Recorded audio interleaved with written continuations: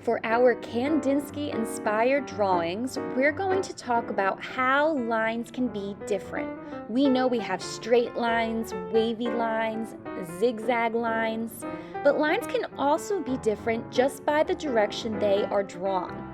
For example, we have vertical lines. These are lines that go up and down. We have horizontal lines, lines that go across, side to side. And we also have diagonal lines. They're ones that go at an angle.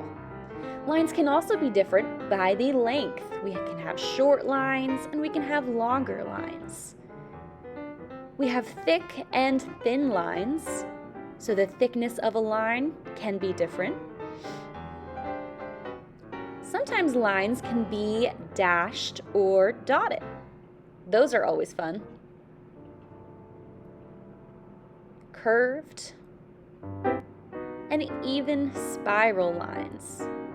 These are all different ways we can make lines different.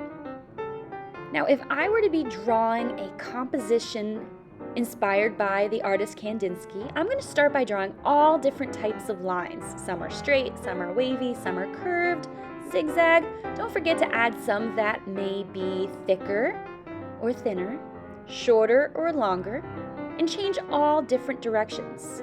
Now, if we're talking about shapes and how they can be different, we know we have different types of shapes. Circles, squares, triangles, for example. Shapes can be different just by simply being a different shape. Can't forget the rectangles. But shapes can also be different by the size. Sometimes we have smaller shapes and larger shapes. That's one simple way to make a shape different. Another way to make them different is simply by changing the color. So maybe we have some that are colored in, some that aren't colored in. Shapes can be different just by the color. The placement, if we overlap shapes, it looks kind of cool. If I start adding shapes to my composition, I'm going to begin by filling up some of all that empty space with some cool shapes. Different shapes, different size shapes, shapes that might overlap some lines. And I'm just going to have fun filling up all of these areas of my composition with different types of shapes. Maybe I'll add a couple more lines. When I feel like I have filled up enough space and I'm happy with my lines and shapes, let's add some color. You can use any art material you want. Markers, crayons, colored pencils, even paint. Just try to make sure you're coloring as neatly as you can.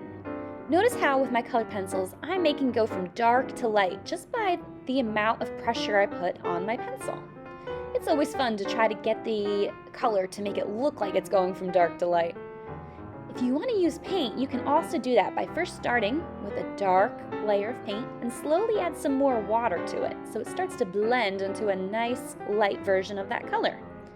When you're using paint, you still want to make sure you're trying to stay inside the lines and painting as carefully as you possibly can. This means taking your time. So it's up to you. You can use whatever you want to use, whether that be paint, and you like the process of taking your time and going very slow with the paintbrush to fill in all your spaces. If you go outside the lines, that's okay. You can always use a paper towel, clean it up a little bit. But if you enjoy coloring more, you could definitely do that. Now this is a quick trick I want to show you. If I added a dark bit of color you saw in the corner and slowly started adding more water, I'll do it again.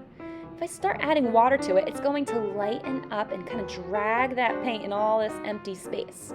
This is something that Kandinsky did a lot. If you look at the examples I show you, we're going to see some of his colors go from dark to light. And watercolors really makes it easy to do that. So have fun filling in all of your shapes and spaces with whichever art material you choose. You can even use all different art materials just like I did. Have fun with this, take your time, try all different lines, shapes, and colors, and I can't wait to see what you guys make. Have fun.